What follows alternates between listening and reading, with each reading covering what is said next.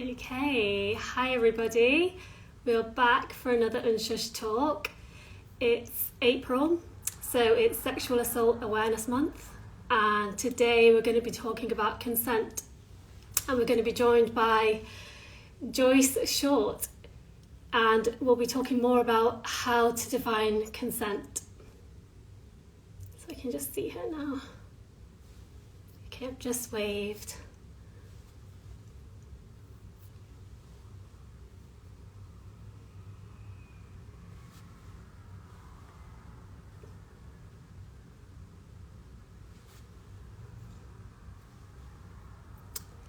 Okay.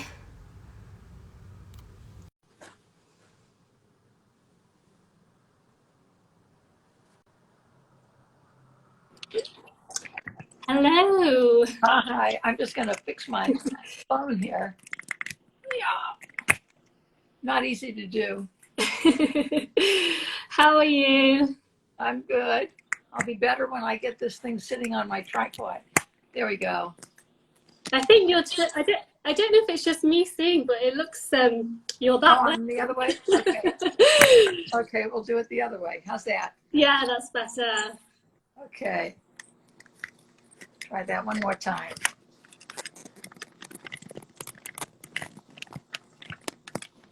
Perfect. Excellent. Yes, I can see you. Technology, not good friends. Oh, how has your day been anyway? My day has been really pretty good, thanks. Yeah. We've gotten a lot of traction on the new bill that we got introduced. Exciting news. Amazing. I was going to say it's been a very busy week for you. Oh, jeez. So before we kind of get into everything, I thought maybe if you could just give us a little introduction to who you are, and then yes, we're going to talk about all of this amazing work that you've been doing. Thank you. Thank you so much for taking the time and having the interest and having me on. So I appreciate it. I'm Joyce Short, as you probably know, and I'm the founder of the Consent Awareness Network. I'm also the author of Your Consent, The Key to Conquering Sexual Assault, which I have around here somewhere. Okay. A little plug, Your Consent, The Key to Conquering Sexual Assault. And I plug it because, most people think that they understand what consent means until something happens to them and they recognize, oops, what I thought was consent and what really is consent in our laws are two completely different things. Yeah. So I wrote this book in order to get people aware of what consent actually is and what our laws need to say in order to protect us. So that's basically why I keep shoving the book out there, because when you talk to people, they're going to argue back. They're going to come to the discussion with their own set of ideas and concepts, and rather than creating an argument out of it, if you hand them the book, then it's easier for them to process the information and not get into an argument. And then you're starting from a level playing field where you can actually have a reasonable discussion. And if you want to talk to legislators, they don't have a lot of time. Putting the book in their hands is really the best way of getting them to understand what you're talking about. And we've done that all around the country, getting the book out to legislators and getting it out to viewers and schools and people. Amazing.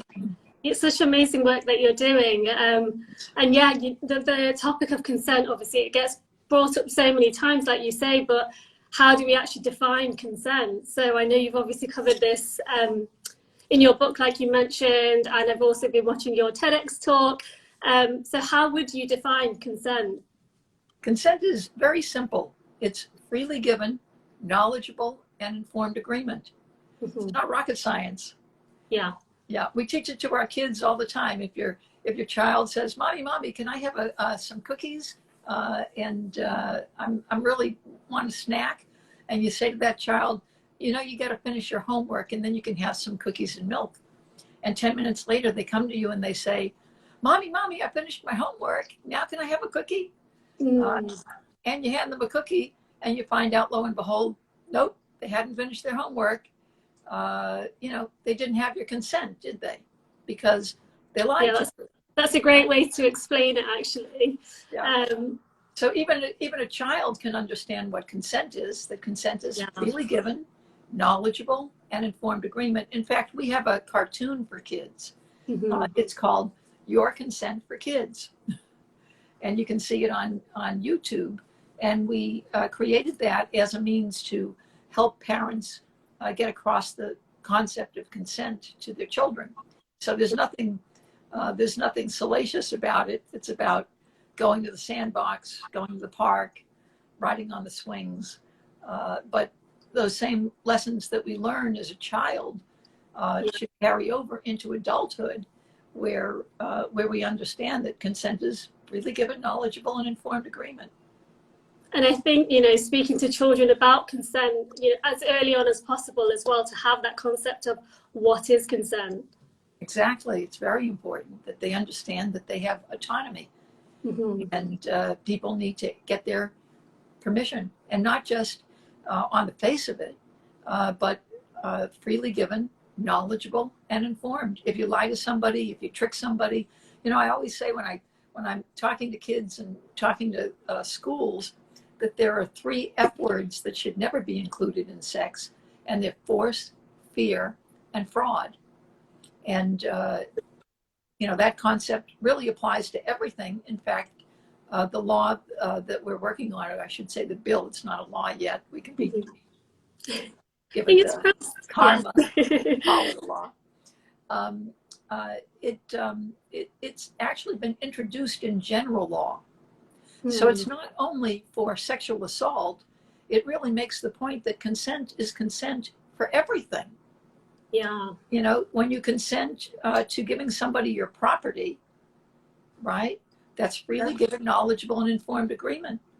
And if they use force, fear, or fraud to take your property, then you're not consenting, and they'll go to jail. But if in sexual assault, we have all these contrivances that keep them from getting arrested and going to jail. And some of the bills that you're seeing come forward right now, one of them is coming out of Alaska, and they're using language from military law. Well, I'm sorry, but the military has the worst record of all of sexual assault. Yeah. 1 out of 2 women in the military are sexually assaulted. And so why in God's name would you adopt the language that's in the military law when the military law is so deficient in preventing sexual assault in the military? It also contains provisions that say your words and actions, or words and conduct, it's either said in one way or the other, words and actions, words and conduct, depending on what state you're in. And the reality is that terminology blames the victim, right? Yeah. If you say it's okay, then it must be okay. No, I'm sorry. If you say it's okay, it could be because somebody's forcing you to say it's okay. Absolutely. I think as well, you've mentioned somewhere, with the yes means yes. Yes doesn't mean yes. Yeah, no. Exactly. Yeah, there are things, my chief of staff's name is Nina Lucas. And Nina and I are always, whenever we see him on Instagram all the time, and we go nuts. It's like, no, don't they understand? No means no. Okay, if you say no, absolutely, it means no. It doesn't mean maybe. It doesn't mean keep on coming and convince me. It means no. But yes means yes. Sorry. Yes only means yes if you're actually consenting. But it doesn't. Without those 3 F's that you've mentioned, right? So yes means yes when, I think you spoke about assent and acquiescence. So that is essentially the 3 F's: the fear, the force. What's the other one? Sorry. Force, fear, fraud.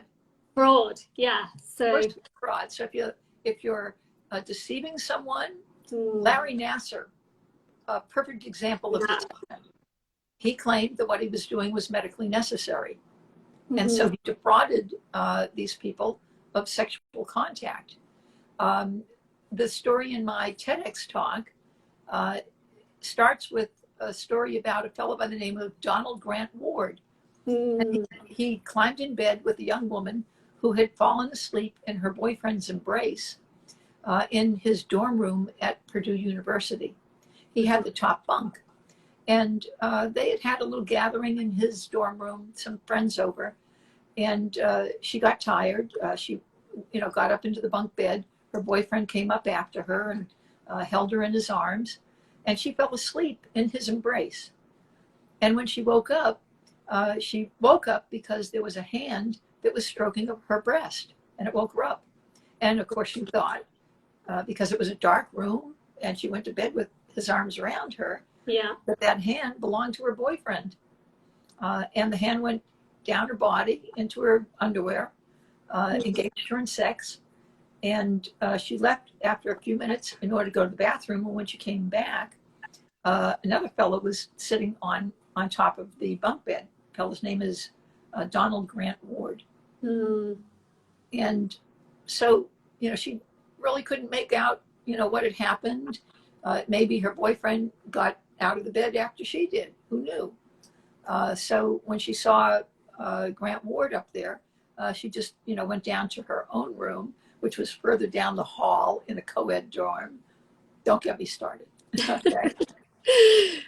When I went to the University of Georgia, we had lights out, not lights out, but bed check at 10:15 every night. Okay, this is a big state university. Yeah. Yeah, co-ed dorm? No way, Jose. There was just no way they would ever have. Anyway, but this was a co-ed dorm. So she went down to her boyfriend, her own room, and she found her boyfriend asleep in her bed. And apparently he'd been uncomfortable. It's, those narrow bunk beds that you have in college dorms. And so he decided rather than, waking her up, he'd go down and get into her bed. So when she went down there and said, "Were you in your bed? Did we just have sex?" kind of thing. And he said, "No, I've been asleep here for a while." And they realized that somebody else had been in that bed with her. So he went down to the room, confronted Grant Ward. And Grant said, "Yeah, I tricked her. Ha ha, isn't that hysterical?" He knew that he had tricked her. He intended to trick her. Fraud has a couple of steps. The first step is you trick someone. You know that you're tricking them. It's a deception, like you say, tricking. Yeah. You want them to be tricked. They are tricked, and you harm them based on the fact that they fell for your trickery, whatever kind of trickery you use. So those are actually the legal steps in determining whether a fraud took place. So Larry Nassar knew he was tricking these people. Grant Ward knew he was tricking her. And when someone knows that they're tricking you and they're undermining your self-determination over your reproductive organs, and I use the word reproductive organs because if I say sex organs, people say, well, that's just entertainment. They're your reproductive organs. It's very important. Language plays a big part. It does. So if they use force, and everybody understands forcible compulsion, our laws are principally focused on forcible compulsion by a stranger. But 80% of the sexual assaults that actually take place happen through an acquaintance and not by a stranger. Yeah. So if they're forcing you, if they're coercing you, if you feel fear and feel that you can't say no, right? You can't actually consent unless you're able to say no. Exactly. Some of the responses as well. In that situation, there's obviously the freeze where you can't respond. So that's not consenting. If you can't say no, you're not consenting. So if you're out cold, because you've had too much to drink, it doesn't matter whether the offender gave you that alcohol or that drug. It doesn't matter how you ingested it. If it's making you incompetent, you're not capable of consenting. Even if you nod your head, even if Yeah, you say yes. Yeah. You're not. doesn't count. I mean, wow, even just all of we've just discussed already, it kind of speaks to the reason. But the next question was going to be, why is it important then that we do define consent? Because I know obviously you're in the US and there's various different states where there's different laws and legislation. So why is it important for us to have a definition of what consent is? Because without the definition of consent, what our laws do is they focus on what's without consent. Mm. Now, if I were to tell you what I'm not, would that tell you what I am? So people don't understand what it is unless you tell them what it is. Mm-hmm. Harvey Weinstein gave us a very important lesson. One of the few things that he said in the trial was actually what he said at the sentencing hearing. And he said, well, it's just, I'm totally confused. And I think all men are confused about these issues. Right. Yeah, so unless we define consent, we don't clear up that confusion. And instead, what we do is we pick and choose things that that our legislators have determined are without consent. And it's less focused on how the victim reacts. So it can be less towards victim blaming in that respect by having a definition of what consent is. It's not on the shoulders of how the victim reacts. Exactly. Because without consent, like I said, if I said to you, I'm not a millennial, okay? I'm not 12 years old. Does that tell you what I am? I'm not a gymnast. Does that tell you what I am? I'm not a baker. Does that tell you what I am? So there's a gazillion things that you're not. There's an infinite amount of things that you're not. Yeah. But there's only one thing that you are, and that's you. And the same is true of consent. You can tell people lots of things about what it's not, but you're not touching everything that it's not. And everything that it's not creates legal loopholes. Yeah. Oh, this is the umbrella, the Swish. Yeah, you must have seen it. I posted it. I saw it earlier. I was like, that's a great analogy of how to look at it. Watch the press conference. Is that where you saw my Swiss cheese umbrella? I saw it on your page, I think. I posted it earlier, and I thought, oh, that's a good way to look at it. Yeah. It really just creates a Swiss cheese umbrella full of loopholes. And sexual predators exploit those legal loopholes. So why don't we simply do the right and decent thing? We all know that non-consensual sex is a sexual assault. Why don't we simply define consent so that everybody knows what consent is? And that way, it kind of acts like a polyurethane sheet of coating over that umbrella, so these sexual predators can't penetrate into those legal loopholes. Absolutely. And that's yeah. Yeah. So, I mean, I guess we can talk a little bit. Thank you so much as well. That's been great so far. So, yeah, maybe we could talk now about the new bill, the A6540. Yes. Wasn't it really clever of them to give us such an easy number to remember? 6, like it rhymes with sex, and you just count backwards. Right? Oh yeah, true. That's a good way to think of it. 540. Okay, I loved it. So A6540 defines consent exactly as it is. It says consent is It says, let me think real quickly. I don't have it in front of me. Consent is freely given, knowledgeable, and informed agreement. Can we make it any clearer? Right? Yeah. And then it goes on to tell you some of the malicious things that people can do that could not possibly be construed as consent. But it's not that these things are the only things. it's clear that any kind of malicious behavior that undermines a person's self-determination over their body or over anything is not consent. So people, sometimes they look at that list, it's forcible compulsion, can't use forcible compulsion, can't use coercion, can't use deception, can't use fraud, can't use artifice, can't use concealment. And people think sometimes, well, I understand that you can't use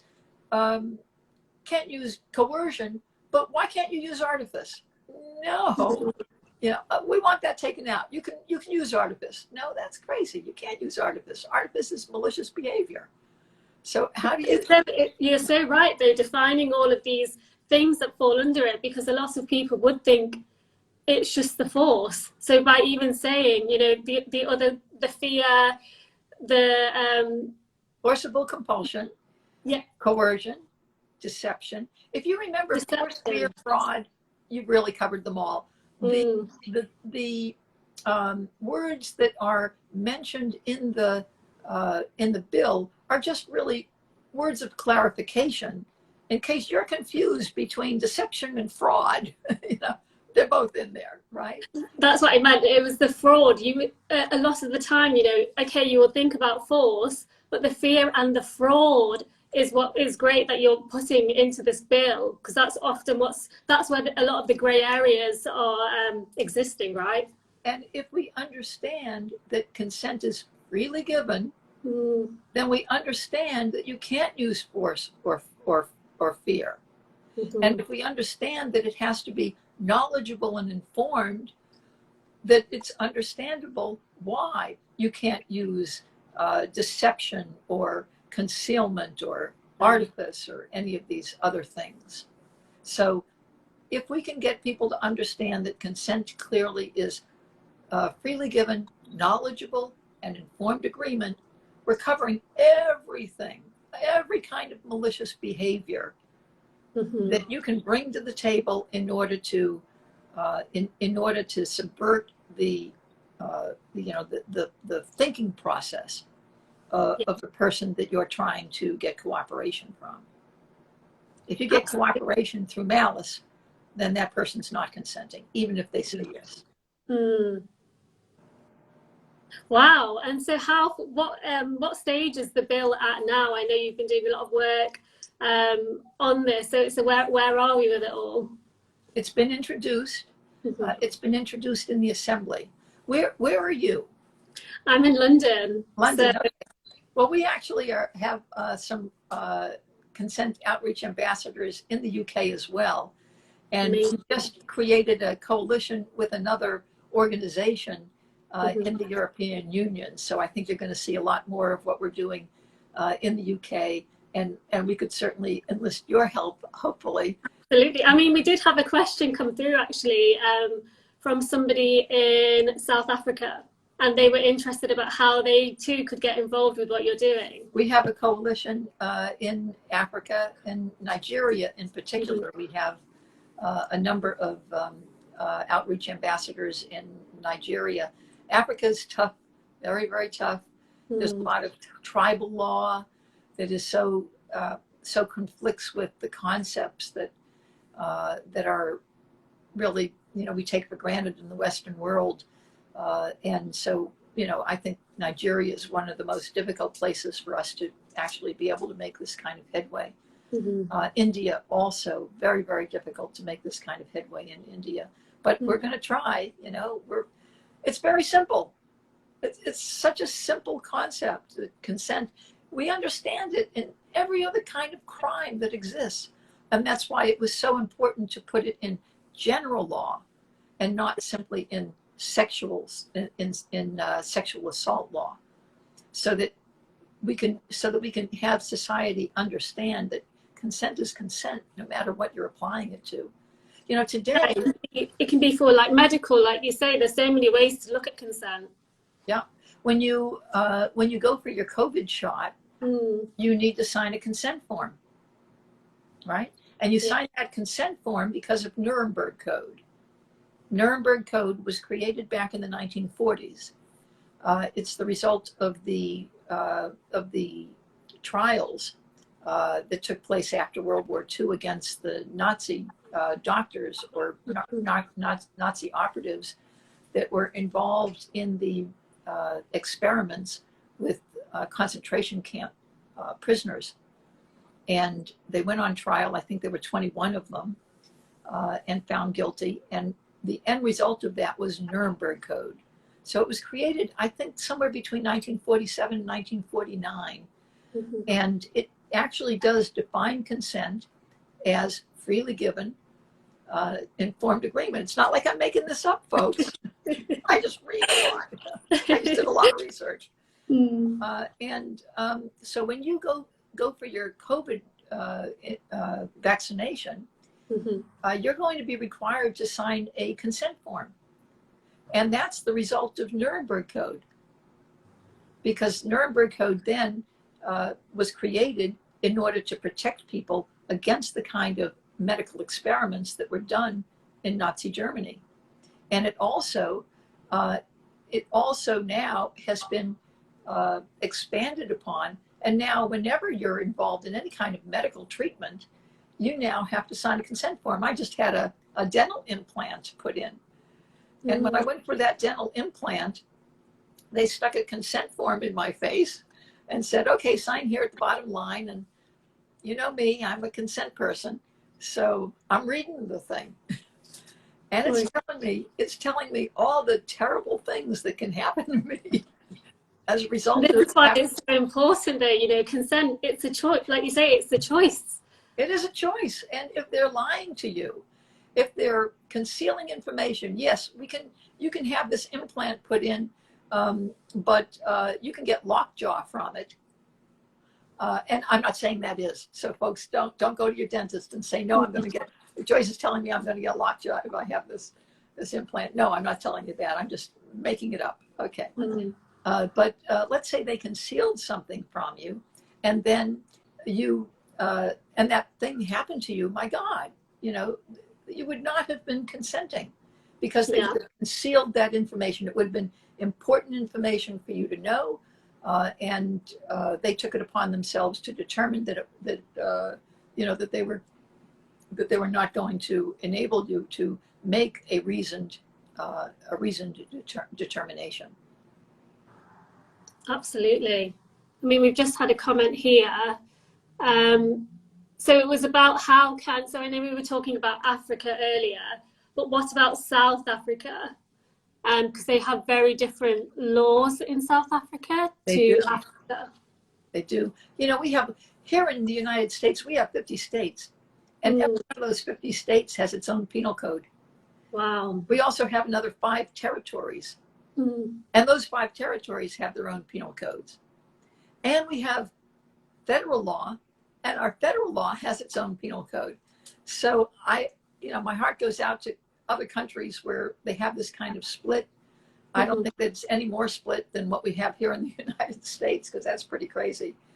Yeah, I was having a conversation with somebody from the US last week, actually, and when she was explaining the different laws in the different states, it's amazing that they can be so different from one place to another.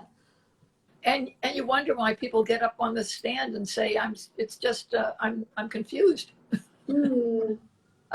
Anybody who wants to get involved in helping this concept be introduced in your jurisdiction can contact us at info@consentawareness.net.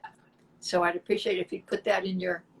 Absolutely. Yes, I can put it into the comments. Yeah, info@consentawareness.net. And we'll get back to you. What we need are people that are in the jurisdiction to put us in touch with their legislators. What I think of this concept is, A6540, push the train out of the station, right? We got the consent train on its tracks now. And I'd like to get that consent train to every location across the US and around the world. And the people in various jurisdictions around the world can help us do that, because your legislators listen to you.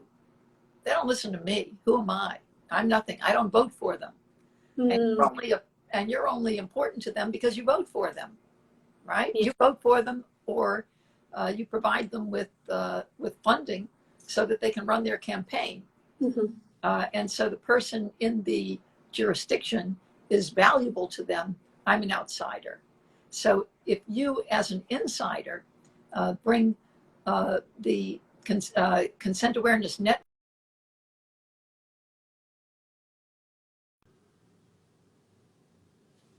to create this bill with you by our side. Yeah, I was going to say, so obviously people can get in touch with you, and Yeah. that's where obviously you can support in terms of like the language, how to approach, you know, I'm going to be posting this onto our channel after, and with all the details, and I'm sure there's going to be, you know, even when I came across your page and the work you were doing, I was really motivated. I was like, I'm going to go forward, what can I do? So, you know, having that support and guidance from you, like you say, to roll it out essentially around the world. Yeah, and also we need to get the book in front of the legislators, because usually when you approach them, you know, they've heard all the stories, and they've got pressures coming from the prosecutor's office and from the defense attorneys and from all of the legal establishment that pulls them in one direction or another, and also special interest groups that do want or don't want this to become law because of, you know, how it might affect any particular special interest group. But the reality is, it helps it's genderless. No matter what your age, what your gender, what your color, what your religion, you deserve the right to freely give knowledgeable and informed agreement anytime, every time you have sexual contact with someone, whether it's your husband, whether it's your wife, whether it's anybody, girlfriend, fiance, complete stranger. You know, two strangers decide they want to have sex, fine. But you have to have freely given, knowledgeable, and informed agreement when you do. So lying to them, defrauding them, not okay. Absolutely. And just a reminder on the book, where can people find the book? Where can we all get a copy? Thank you. It's on Amazon. Very easy to find. It comes in both the electronic and hard copy. It's Your Consent, The Key to Conquering Sexual Assault, and watch my TedXTalk. TedXTalk is sort of like the Cliff's Notes on the book. Do you know what Cliff's Notes are? No. No, I'm dating myself. I'm like, yes. Okay. So back in my day when I was in school, and the teacher told you that you had to read, let's find a big one. I don't know, Moby Dick. No, Moby Dick was a really exciting book to read. Everybody wanted to read it. Okay, not everybody wanted to read Gulliver's Travels or Ulysses, or, you know, so people would go and get the Cliff's Notes. And the Cliff's Notes were kind of like a synopsis of what went on in the book. Yeah. So the TedXTalk is the Cliff Notes for Your Consent, The Key to Conquering Sexual Assault. It also, when I presented that TedXTalk, it was presented to a school for girls, a Catholic school for girls. And so that kind of tempered down what I could say. Right. Okay. I mean, I've watched the TEDx talk, and we've actually put a link in our bio as well to it, because I watched it, and I was super. I think that's when I reached out. Actually, I was like, I need to speak to Joyce. I love the work that you're doing, and you cover a lot of the amazing points in the TEDx talk. But yeah. Well, the book actually dives more into the weeds, but it's very easy to read. It's maybe 30 minutes. I really call it a booklet, which is kind of between a pamphlet and a book, because it really isn't going to bog you down. It's probably one of the best 30 minutes that you could invest in conquering sexual assault. And I think what you're doing, it is, again, going back to language, you're just trying to educate but simplify everything so that it's digestible content. Exactly. Trying to put the language in people's vocabulary. Because if you don't have the language, you can't discuss it. You have feelings that you can't put into words. and it helps to get the words, give you the words, and also to call on a legislator. It's more productive if you have the words and you can do it concisely. They're very busy people. They'll listen to you for exactly 3 seconds before they determine whether or not they're going to click you on or click you off. And in that 3 seconds, you need to be saying the right things. So having the right language is going to enable you to be more successful. Absolutely. Well, thank you so much, Joyce. I mean, we've covered pretty much all of the points there. Is there anything else on your side that you want to share before we jump off? I thank you so much for having me on. Remind people that, you can look at our webpage. It's consentawareness.net. And it really covers a lot of territory also. And if anybody has any questions or needs any help, we also help people that have difficulty with getting the authorities to do the right thing. We just had a success that we just found out about this morning that has taken us, I think, about 2 years to get the police to do what they needed to do for this person.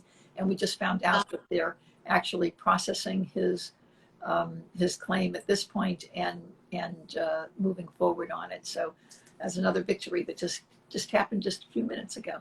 That's amazing. And yes, the support when it comes to getting justice for a lot of survivors, it's taken 2 years, but that is one person, and it's definitely going to be, changing their life forever. Yeah. And the truth of the matter is that every survivor needs to heal. Mm-hmm. And it's very difficult to heal if the justice system turns you a deaf ear. That invalidation really, it's almost as bad as the initial harm that you were subjected to. It's actually more ongoing because it's the entire society that you see as not validating the harm that was dealt to you. And it's really a very crushing blow.